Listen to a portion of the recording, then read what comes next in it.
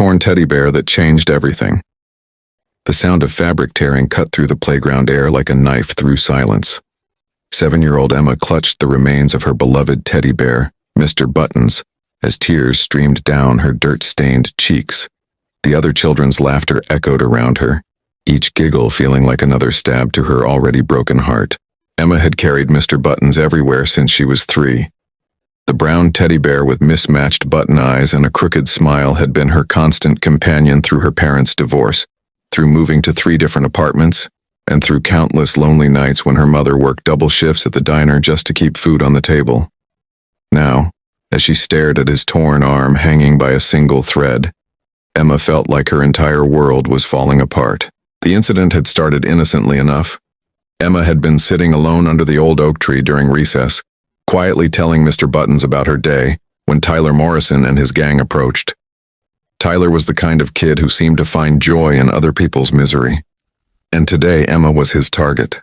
"Look at the baby with her stupid teddy bear," Tyler had sneered, snatching Mr. Buttons from Emma's arms before she could react. "What kind of loser brings a toy to school?" "Please give him back," Emma had whispered, her voice barely audible. She knew better than to fight back. The last time she had stood up to Tyler, he had pushed her into the mud, ruining the only clean dress she owned. But Tyler wasn't done.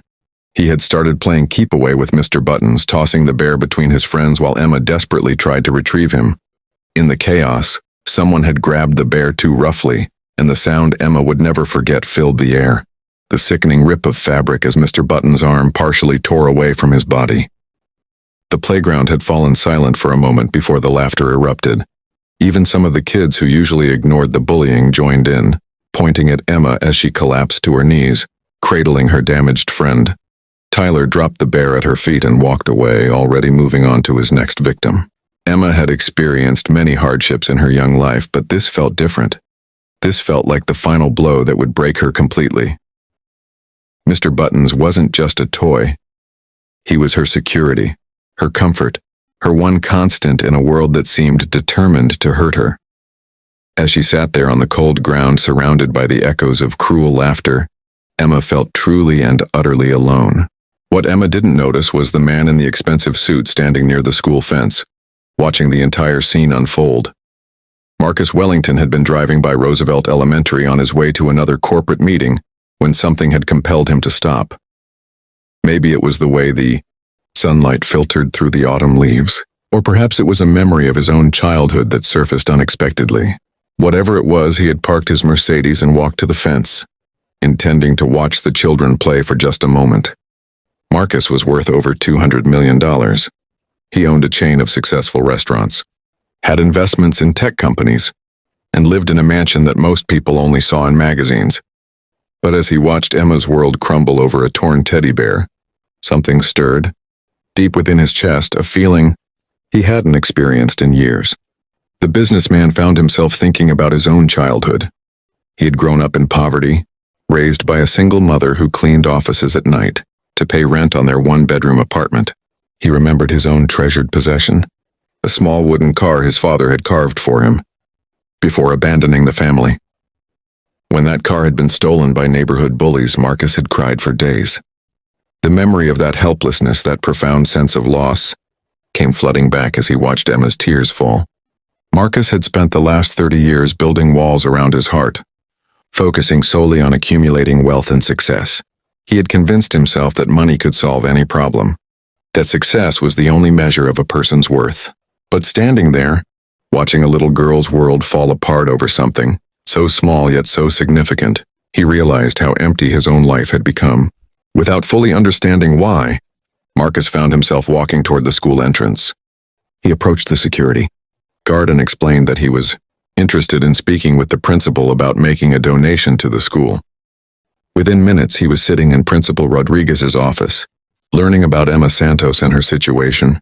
"She's one of our most challenging cases," Principal Rodriguez explained sadly. "Her mother, Maria, works incredibly hard, but they're barely making ends meet. Emma often comes to school hungry, and her clothes, well, you can see she doesn't have much. But she's a bright child with such a kind heart. It breaks my heart to see how the other children treat her." Marcus learned that Emma's father had left when she was 4. leaving behind nothing but debt and broken promises. Maria worked 2 jobs, the diner during the day and cleaning offices at night. But it was never enough. They lived in a cramped studio apartment in the roughest part of town, where Emma had to walk past drug dealers and broken dreams just to get to school each morning. The teddy bear, Mr. Buttons, had been Emma's only Christmas present the year her father left. Maria had saved for months, skipping meals and working extra shifts, to afford the $20 bear from the discount store. It wasn't much, but to Emma it was everything. What would it take to help this? Marcus asked quietly. Principal Rodriguez looked surprised. You mean financially? Sir, they need everything. Stable housing, food security, clothes for Emma, school supplies. But more than that, Emma needs to know that someone believes in her. She's incredibly intelligent, but she's starting to give up on herself. Marcus made a decision that would change 2 lives forever. He didn't just want to write a check and walk away. Something about Emma's story had awakened a part of his soul he thought was dead. He wanted to make a real difference, to give this child the opportunities he had fought so hard to create for himself. The first challenge Marcus faced was approaching Maria without frightening her. A wealthy stranger wanting to help her daughter raised every red flag imaginable. When he showed up at the diner where Maria worked, she was immediately suspicious and protective. "What do you want with my daughter?" Maria asked, her eyes narrowing as she poured his coffee. She had learned not to trust anyone, especially well-dressed men with promises. Marcus explained what he had witnessed at the school, his voice growing softer as he described Emma's tears. "I don't want anything from you or Emma," he said honestly. "I want to help because I was once that little boy crying over something precious that was taken from me. And no one helped me then." It took 3 weeks of careful conversations, background checks that Maria insisted upon, and meetings with school officials before Maria began to trust Marcus's intentions. Even then, she remained cautious, protective of the daughter who was her entire world. The second challenge was Emma herself. When Marcus first met her properly, she was so shy and withdrawn that she could barely make eye contact. The bullying had taken its toll, and she flinched whenever an adult spoke to her, expecting disappointment or cruelty. "Hi, Emma," Marcus said gently, kneeling down to her level in the principal's office. "I heard about what happened to Mr. Buttons. Would you like me to help fix him?" Emma clutched the torn teddy bear closer to her chest and shook her head. "He can't be fixed," she whispered. "He's broken forever." Those words hit Marcus harder than any business rejection ever had. This little girl had learned at 7 years old that broken things couldn't be repaired, that damage was permanent. In her young mind, if Mr. Buttons couldn't be fixed, maybe she couldn't be either. Marcus spent the next several weeks showing up consistently in Emma's life. He would visit during lunch hours, always bringing extra sandwiches that he would accidentally have ordered. He would read stories in the library where Emma often hid during recess. Most importantly, he listened to her. Really listened, when she finally began to open up about her fears, her dreams, and her belief that she didn't deserve good things.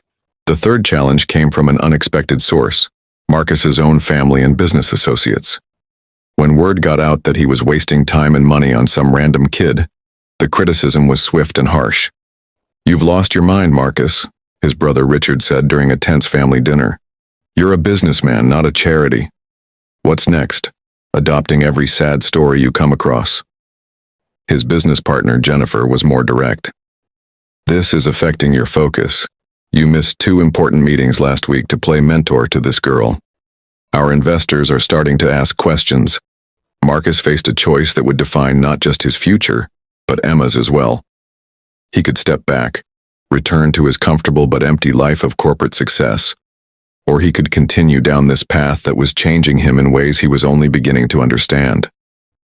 The turning point came on a rainy Thursday afternoon when Marcus found Emma crying in the school library. Tyler Morrison had struck again, this time destroying the drawing Emma had been working on for weeks, a picture of her, her mother, and Mr. Buttons under a rainbow. "Why do bad things always happen to good people?" Emma asked through her tears, a question far too profound for a 7-year-old to be asking. Marcus sat beside her, thinking about all the times he had asked himself the same question. "I don't know, Emma," he said honestly, But I know that sometimes, when bad things happen, it makes the good things even more special. And I know that you are one of the good things in this world. That day, Marcus made Emma a promise that would change both their lives. Emma, I want you to know that you are not alone anymore. Your mom loves you, and now you have me too. And together we're going to make sure that beautiful heart of yours gets the chance to shine. The transformation didn't happen overnight. It took months of small victories and setbacks. Marcus arranged for Emma and Maria to move to a safe, comfortable apartment near a better school district. He set up an education fund that would ensure Emma could attend college without worrying about money. He arranged for tutoring, art classes, and music lessons, anything that would help Emma discover her talents and build her confidence. But the most important changes were the intangible ones. Emma began to smile more often. She started raising her hand in class, her natural intelligence finally able to shine through her newfound confidence. She made friends, real friends who valued her kindness and creativity, rather than targeting her vulnerability. Maria, too, began to heal from years of struggle and worry. With Marcus's help, she was able to reduce her work hours and spend more quality time with Emma. She enrolled in community college courses to become a nurse, a dream she had abandoned years ago when life became about simple survival. As for Mr. Buttons, Marcus had taken the torn teddy bear to a professional toy restorer who worked magic with needle and thread. But when he presented the perfectly repaired bear to Emma, she did something that surprised him. "He looks perfect," Emma said, hugging Mr. Buttons tightly. "But I want to keep this little scar where his arm was torn. It reminds me that even when things are broken, they can be fixed and become even more special." Marcus realized that Emma had learned the lesson he was still trying to master, that scars don't make us weak, they make us stronger. That being broken doesn't mean being worthless. It means having the opportunity to be rebuilt into something even better. 2 years later, Emma stood on the stage at Roosevelt Elementary delivering a speech as the student body president. Her voice was clear and strong as she spoke about kindness, inclusion, and the importance of helping others. In the audience, Maria wiped away proud tears while Marcus smiled, remembering the quiet, broken little girl who had changed his entire perspective on what truly mattered in life. Emma's story spread throughout the community, inspiring others to look beyond their own problems and reach out to those in need. Marcus established a foundation dedicated to helping children like Emma, not just with money, but with mentorship, guidance, and the simple but powerful message that every child deserves to believe in themselves. The foundation faced its own challenges: funding issues, bureaucratic red tape, and the difficulty of identifying children who needed help, but were too proud or scared to ask for it. But with each child they helped, with each success story like Emma's, Marcus felt more fulfilled than any business deal had ever made him feel. Tyler Morrison, the boy who had torn Mr. Buttons, eventually became one of Emma's friends. It turned out his bullying came from his own pain. His parents were going through a messy divorce, and he was acting out his anger and confusion on others. When Emma learned this, she surprised everyone by reaching out to him with compassion rather than revenge. Hurt people, Emma told Marcus when he expressed amazement at her maturity. But loved people love people too. Marcus often reflected on how a moment of chance, stopping to watch children play, had completely redirected his life. He had spent decades climbing the ladder of financial success, only to discover that true wealth came from the connections we make and the lives we touch. Emma, now 9 years old, had grown into a confident, compassionate leader among her peers. She tutored struggling students, organized fundraisers for families in need, and never forgot what it felt like to be the lonely little girl with the torn teddy bear. Her kindness had a ripple effect, creating a more inclusive 6-from-6 environment at her school and inspiring other children to stand up against bullying. Maria completed her nursing program and now works at the Children's Hospital, where she often shares Emma's story with families facing their own struggles. She reminds parents that sometimes help comes from unexpected places, and that accepting help isn't a sign of weakness, it's an opportunity for growth. As Marcus tucked Emma into bed one evening during one of his regular visits, she looked up at him with eyes that sparkled with hope and dreams. "Marcus," she said softly, "do you think Mr. Buttons knew that getting torn would lead to all the good things that happened?" Marcus smiled, understanding the deeper wisdom in her question. I think sometimes the worst moments in our lives are actually doorways to the best moments. We just can't see it at the time. Emma nodded seriously, then hugged her teddy bear close.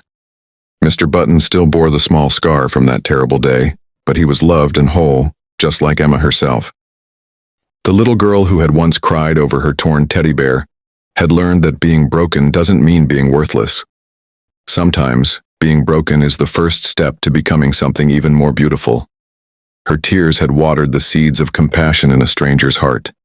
And from that compassion grew a friendship that would last a lifetime, and a foundation that would help countless other children find their own paths from despair to hope. In the end, Emma's story reminds us all that kindness is never wasted, that every person we meet is fighting battles we know nothing about, and that sometimes, the smallest act of compassion can change the trajectory of someone's entire life. The torn teddy bear that had seemed like the end of the world became the beginning of a beautiful new chapter, not just for Emma and her mother, but for Marcus as well. Love, after all, multiplies when it's shared. And sometimes it takes the innocent tears of a child to remind us what truly matters in this world. If this story touched your heart, please let me know in the comments below. Have you ever experienced a moment where kindness changed your life? Share your story. You never know who might need to hear it today. Don't forget to show some love to the Trillionaire in Love channel. Hit that like button if this story moved you. Share it with someone who needs to hear this message of hope. Leave a comment with your thoughts, and subscribe for more inspiring stories that remind us of the power of human compassion. Your support helps spread these important messages to even more people who need them. Thank you for being part of this community of love and kindness.